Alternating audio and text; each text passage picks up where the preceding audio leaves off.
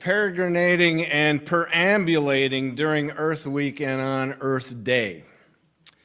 So my talk last month focused on St. Patrick and St. Patrick's wanderings, about fasting and giving up during Ramadan and Lent. And I would like to say, I'd call it peregrinating with a purpose. So as a refresher, here's the definition of peregrinate. It is to travel or wander around from place to place. So after that service, Bill Fink told me he was reminded of another word, and the word is perambulate. It means to walk or travel through or around a place or area, especially for pleasure and in a leisurely way. Similar words, but the difference caused me to immediately think of Winnie the Pooh, that silly little bear who wanders around doing silly little things. And why not? So I was reminded of my book, The Tao of Pooh. When you wake up in the morning, Pooh, said Piglet at last, what's the first thing you say to yourself? What's for breakfast, said Pooh. What do you say, Piglet? I say, I wonder what's going to happen exciting today, said Piglet. Pooh nodded thoughtfully. It's the same thing. So it reminded me of my favorite book when I was growing up, and it was an old copy of Winnie the Pooh, and you might ask, well, what's the book really about? Well, here's what Benjamin Hoff said as he speaks for Winnie the Pooh and Piglet and all that cast of characters. And he wrote, it's about this dumpy little bear that wanders around asking silly questions, making up songs, and going through all kinds of adventures without ever accumulating any amount of intellectual knowledge or losing his simple-minded sort of happiness. That's what it's about. Is that peregrinating or perambulating? I'll leave that up to you. Bill's not going to weigh in on that one. Okay, we'll see. All right.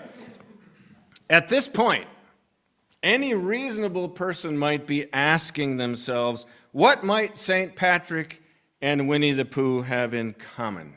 What might St. Patrick and Winnie... There's a reasonable person right there. Though their lives may have been quite different, I assume, they peregrinated and they perambulated through the world in touch with the earth. And Wednesday is Earth Day. And given the enormity of the task of realigning ourselves with the earth, we need, I think, the encouragement to have wandering around time, peregrinating and perambulating to help us be more in touch with that which gives us life, Mother Earth. So I ask, further probing, what might Albert Einstein and Winnie the Pooh, or what might Albert Einstein say to Winnie the Pooh in order to stress the seriousness of the celebration of Earth Day? Einstein once said, a human being is part of the whole, called by us universe, a part limited in time and space. We experience ourselves, our thoughts, and our feelings as something separated from the rest, of kind of optical delusion of consciousness. And this delusion is a kind of prison for us, restricting us to our personal desires and to affection for a few persons nearest to us. Our task must be to free ourselves from this prison by widening our circle of compassion to embrace all living creatures and the whole of nature in its beauty. Nobody is able to achieve this completely, but the striving, peregrinating, the striving for such achievement is in itself a part of the liberation and a foundation of inner security. Now, St. Patrick is only one person. Albert Einstein was only one person. And Winnie the Pooh was only one bear. But imaginary bear, nothing. What are you talking about, Chuck? This is real to me, okay? So, but their influence, those three on us can multiply exponentially. They may be just one, but think of the implications. Others can also inspire us to peregrinate or perambulate with purpose. For example, Jewish scholar Abraham Heschel once said, "Wonder or awe is the beginning of philosophy." And I once heard theologian Matthew Fox say, "The only thing we require to be good philosophers is the faculty of wonder." Now, St. Patrick, Einstein, and Winnie the Pooh, I think, certainly had that sense of wonder. So imagine a scene, if you will, that is supremely beautiful. Just try to get one in your mind here. A scene that is supremely beautiful. What is in that picture? We normally, I think as human beings, think of landscapes as beautiful. And people may or may not be in the picture, but perhaps you've seen great works by Buddhist artists or Taoist artists, many depicting a mountain or a landscape of serene beauty. And often that beauty is taken in and contemplated by a person sitting and quietly observing and meditating. We too, as humans, can and perhaps should be in that landscape, for Earth is our home. And I didn't find any ancient art, but I found three images that I think express this in a very beautiful way. Three pictures for you today.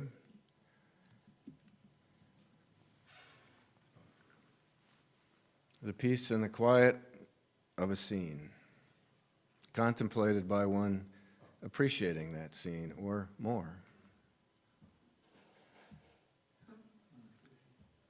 And one more. Yet, when you look at these pictures, there is an inescapable irony. If we held an international species conference, think of that, and each species has one vote, of the millions of votes, what would be the tally to this question? And you can leave this one up for a little bit if you would. Should the two-legged race of humanity be allowed to continue on planet Earth? The tally of that might be 9,999,999 to 1. Most species would probably say no. Maybe even some of us would say no to that question. Then I have to ask, why isn't it more important to us? Some of the two-legged species have come to believe that we, humans, are in control, that creation is actually for us. And perhaps the rest of the created world might conclude that we humans should go to another place. Perhaps the moon? There's a bit of an irony in that.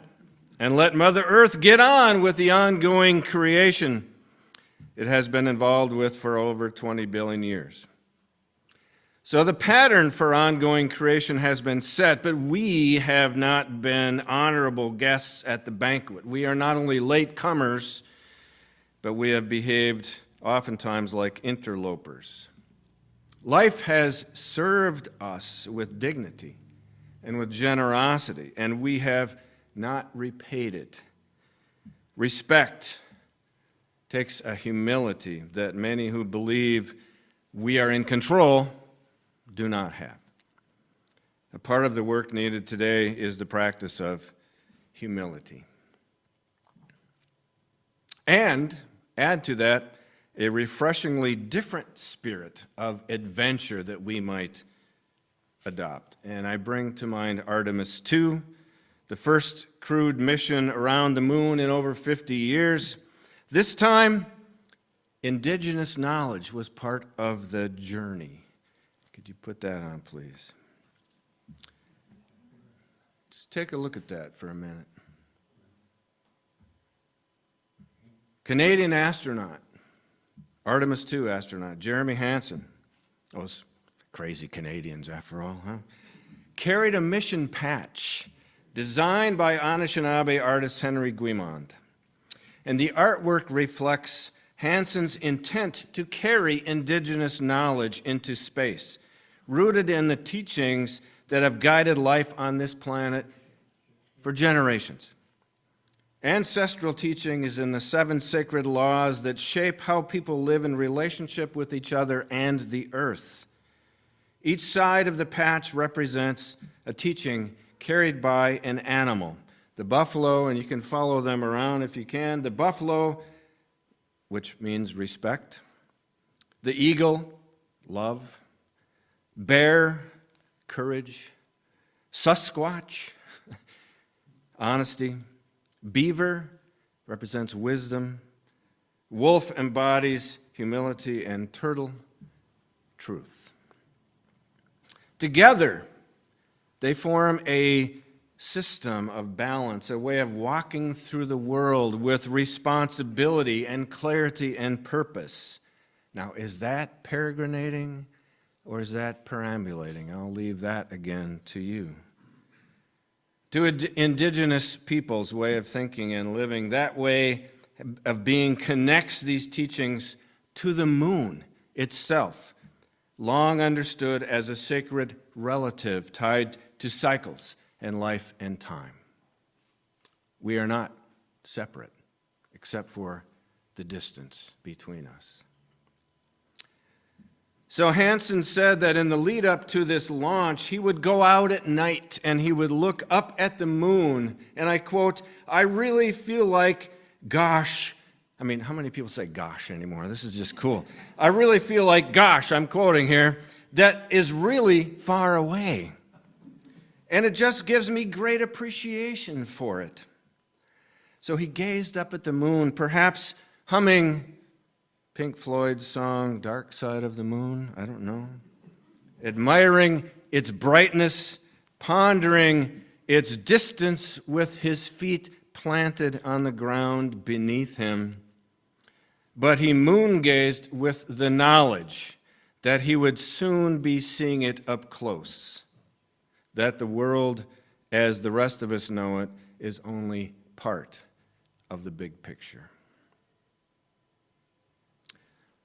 So you can take that down now. The change in perspective, the feeling of awe that people experience when they see Earth from space, apparently is called the overview effect. Astronauts speak of recognizing the beauty of the planet, a feeling of interconnectedness, a deep understanding of Earth as home. We often are reminded of how we feel about home when we are away from it. Astronauts are no exception to that.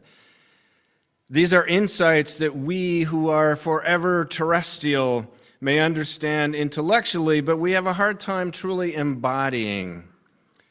Christina Cook, another of the astronauts on the mission, described the phenomenon this way, and I quote, "You don't see borders. You don't see religious lines. You don't see political boundaries. All you see is Earth. And you see that we are way more alike than we are different." While in space, she made a statement shortly after the reacquisition of the radio signal after Artemis II passed from behind the dark side of the moon that hopefully will become a paradigm that we humans finally live into. And I quote again, "Houston, we have you the same, and it is so great to hear from Earth again. To Asia, Africa, Oceania, we are looking back at you, and we hear you can look up and see the moon right now. We see you too. When we burned this burn towards the moon, I said that we do not leave Earth, but that we choose it. And that is true. We will explore, we will build ships, we will visit again, we will construct science outposts, we will drive rovers, we will do radio astronomy, we will found companies, we will bolster industry, we will inspire. But ultimately, she said, we will always choose Earth, and we will always choose each other. Put that on your hat and on your t-shirt and wear it all the time. Put it in your heart. Choose Earth. Describing the experience when he looked at Earth from space in 1969, Apollo 9 astronaut Rusty Schweickart said, and I quote, "You realize that on that small spot, that little blue and white thing, is everything that means anything to you.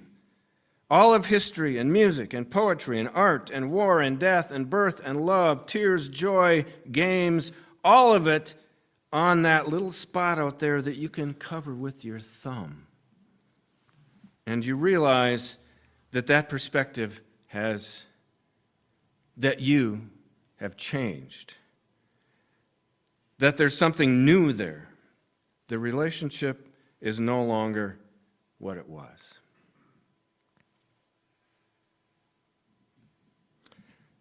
So have you ever contemplated that if the fireball that created Earth would have been just a teeny little bit different, we would not be here today? Next slide. The mystic Julian of Norwich said, "We have been loved from before."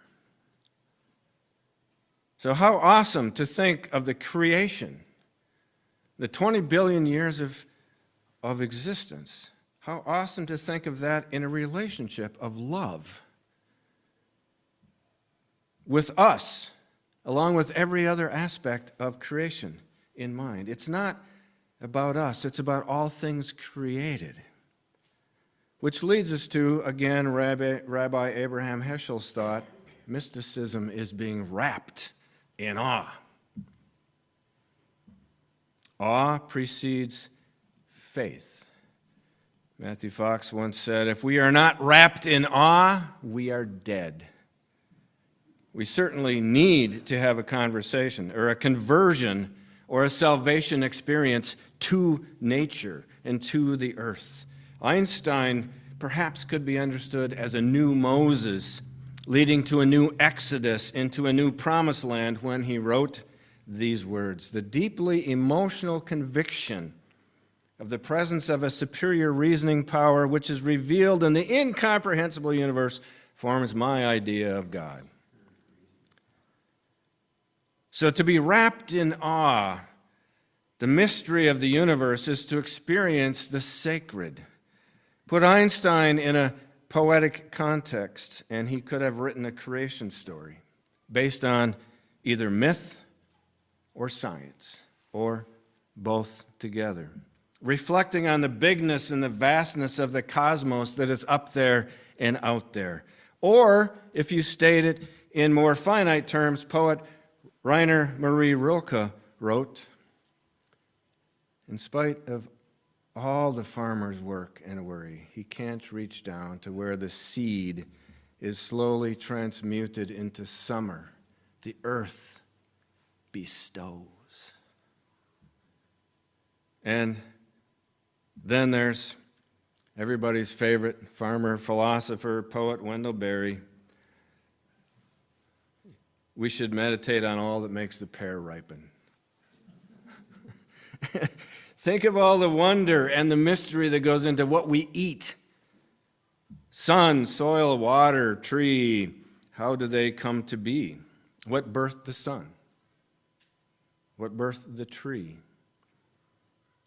The sun perhaps had its origin in supernovas. I say perhaps because I'm not a scientist, I'm a theologian. What birthed the supernovas? Materials come together to form everything that exists. So when you eat a pear, you are eating 20 billion years of history. And then there's Wendell Berry again. The greatest disaster of human history has been religious dualism that has separated earth from spirituality, earth from God. We need a new contact between humans and the earth. And before you take that down, Juxta asked me before we started, should that word contact actually be contract? And that's not what Wendell Berry said. He said that. We need new contact. But hey, contract would work too, right? Maybe that International Species Conference could happen and we could offer a new relationship. Maybe that's what we're here for today. So Matthew Fox said, our spiritual sin, removing ourselves from the great chain of being, causes and defines our cosmic loneliness. We refuse to connect to all others. We refuse to connect to all of our relatives. The Lakota word for that is taushpei. I don't know what the Ojibwa word is. We have no humility. Matthew Fox once said, we have puny souls. Wow, what an indictment that is. But here is Matthew Fox as he reflected years ago on a path to recovery. He said, here's a plan. Fall in love at least 3 times a day. And not just with persons. Fall in love with all things, including all kinds of people. Awe precedes faith. Einstein once said the whole purpose of art and science is to call forth religious consciousness. Fox's second point is this: dare the dark. And I appreciate our children's lesson this morning when cemeteries came up. We need to know the opposite of light. The ground of everything is dark. The soul, the earth, the cosmos, the womb, return there, both in play and in therapy, Fox said. Part of our problem is we often equate suffering with negative darkness, but suffering also leads to and connects us to each other, to the root of life that includes death and decay as much as it includes life and birth. Suffering can lead us to life because it helps us recognize what we're doing to the earth. If we connect with all things, we will not do what we are doing to the earth. His third point is this: do not be reluctant to give birth. The entire universe is generative. This is not about survival of the fittest. This is about cooperation of all things created. Things get together to form new things. Even death gives birth to new things. Creation calls us to be together and to dream together and to be co-creators. And his final path is this: be compassionate as our Creator is compassionate. But I would also say that one does not have to believe in a Creator to seek healing with passion and compassion. We are, bottom line, talking about our survival. And those with expanding souls or big souls recognize that the earth's and thus our own survival is greater than our differences. At times, we must be prophetic because prophets essentially interfere with the status quo. So I was reminded of Flannery O'Connor's words: you have to push as hard as the age that pushes against you. That's some pretty heavy lifting right now. So in conclusion, what does Earth Day have to do with Winnie the Pooh? One final slide. To peregrinate and perambulate with purpose is to recognize that the only thing we require to be good philosophers is the faculty of wonder. Amen.